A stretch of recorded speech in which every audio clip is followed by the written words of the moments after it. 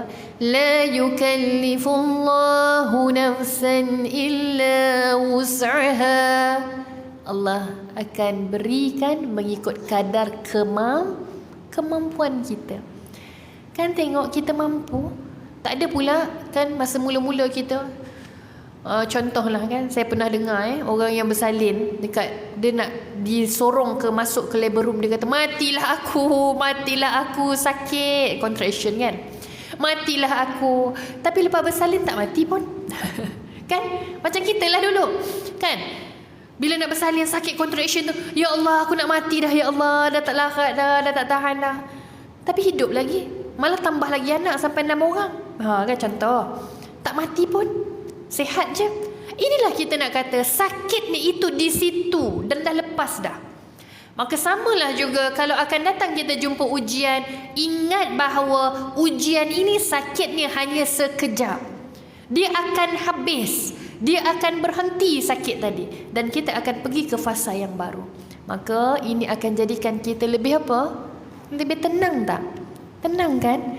Sebab itu subhanallah, bila namanya makhluk, kena faham ya, makhluk ni bukan hanya haiwan, bukan hanya manusia, bukan hanya tumbuhan. Makhluk ni juga adalah perasaan sedih, kecewa, marah, gembira, bahagia, suka. Itu pun makhluk. Kenapa makhluk? Sebab daripada tiada Allah ciptakan kepada ada. Dan kalau makhluk ni sifat dia apa? Adakah kekal? Tidak. Dia akan binasa, dia akan hancur, dia akan hilang. Itu makhluk. Maka kalau kita faham kecewa itu makhluk yang Allah jadikan daripada tak ada kepada ada, dan sifatnya tidak akan lama. Masya Allah.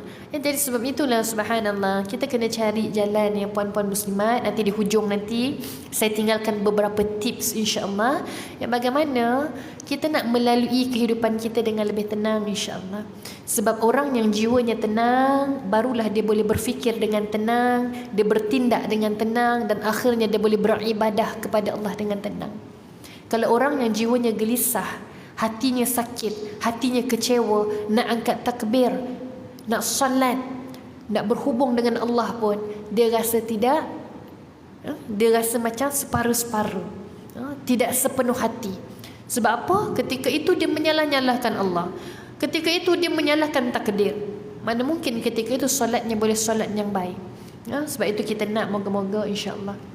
Dan saya nak, sebelum saya nak tinggalkan beberapa tips, insya-Allah saya nak kita sama-sama renungkan ini juga ya. Kata-kata daripada Imam Ibn Qayyim Al-Jauziyah. Subhanallah, kata-kata ini saya rasa sangat-sangat kalau kita kata deep ya, kata-kata deep, kata-kata yang kita kata makan dalam. Kita tengok. Jalan menuju Allah adalah jalan di mana Nabi Adam AS keletihan. Nabi Nuh mengeluh kerana tidak ada pengikut. Nabi Ibrahim dilemparkan ke dalam api. Nabi Ismail direbahkan untuk disembelih oleh ayahnya. Nabi Yusuf dijual sebagai hamba dengan harga yang murah. Nabi Zakaria dibunuh dengan gergaji. Nabi Yahya disembelih. Nabi Ayub diuji dengan sakit yang parah. Nabi Daud menangis. Nabi Isa berjalan dengan setakut-takutnya. Nabi Muhammad diuji dengan kefakiran dan pelbagai gangguan hingga diugut untuk bunuh. Dan engkau ingin menempuh jalan ini dengan bersukaria dan bermain-main. Masya Allah. Tengok, jalan menuju Allah itu bukan jalan yang kita nak kata dihamparkan dengan kapet merah dan ada bunga yang ditaburkan. Tidak. Jalan nak menuju redha rahmat Allah dan dapat syurga Allah itu bukan jalannya. Jalannya adalah jalan yang seperti dilalui oleh orang-orang, para anbiya, umat-umat yang terdahulu. Dan antara lagi satu kisah saya nak kongsikan. Ini antara kisah yang saya suka.